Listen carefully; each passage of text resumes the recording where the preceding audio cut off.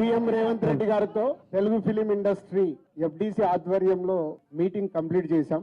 ఈ రోజు Telugu film industry అనేది మనందరికీ తెలుసు. సో సీఎం గారి విజన్ ఇండస్ట్రీ మా అందరితో చెప్పింది.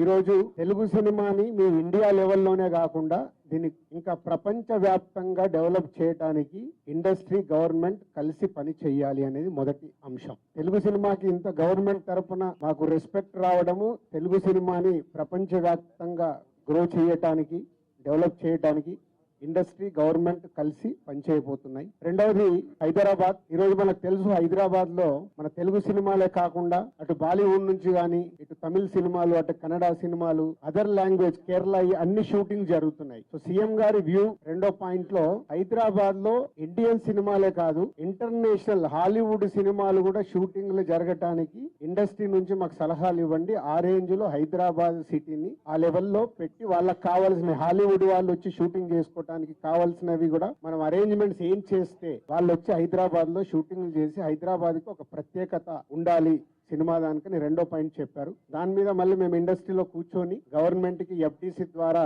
ఏమేం చేస్తే బాగుంటుంది అనేది చెప్పబోతున్నాం. సో ఆ విషయంలో కూడా ఇండస్ట్రీ గవర్నమెంట్ రెండు హైదరాబాద్ ని ఒక ఇంటర్నేషనల్ హబ్ గా, సినిమా ఇండస్ట్రీకి ఒక ఇంటర్నేషనల్ హబ్ గా క్రియేట్ చేయడానికి అడుగులు వేస్తాం. మూడోది ఇండస్ట్రీ నుంచి ఇప్పుడు గవర్నమెంట్ ఏదైతే సొసైటీలో జరుగుతున్న ఈ డ్రగ్స్ కావచ్చు, గవర్నమెంట్ కు సంబంధించిన కొన్ని ఏవైతే డెవలప్మెంట్స్ ఉన్నాయో, యూత్ కి ఉపయోగపడేగా, సొసైటీకి ఉపయోగపడే ఏవైతున్నాయో అవన్నిట్లలో ఇండస్ట్రీ నుంచి పార్టిసిపేషన్ కావాలని చెప్పారు. తప్పకుండా ఓల్ ఇండస్ట్రీ యాక్సెప్ట్ చేశాం. అంటే ఈ మధ్య మనం చూస్తున్నాం, కొన్ని అన్ఎక్స్పెక్టెడ్ జరిగిన ఇన్సిడెంట్ల వల్ల ఇండస్ట్రీకి గవర్నమెంట్ కి చాలా గ్యాప్ ఉంది అనేది ఒక అపోహ క్రియేట్ అవుతుంది. సో ఎఫ్డిసి చైర్మన్ గా నేను ఛార్జ్ తీసుకొని 1 వీక్ అయింది. నేను యుఎస్ వెళ్ళి వచ్చిన తర్వాత ఇమీడియట్లీ సీఎం గారిని కలవడం, ఇమీడియట్లీ సీఎం గారు కూడా ఇండస్ట్రీతో మీటింగ్ మాకు ఈ రోజు అపాయింట్మెంట్ ఇవ్వడం. సో ఈ మీటింగ్ కి మెయిన్ గా హైలైట్ పాయింట్. సో సీఎం గారు మా అందరికీ ఇండస్ట్రీ నుంచి ఏమేమి కావాలి, ఇండస్ట్రీకి కూడా అన్ని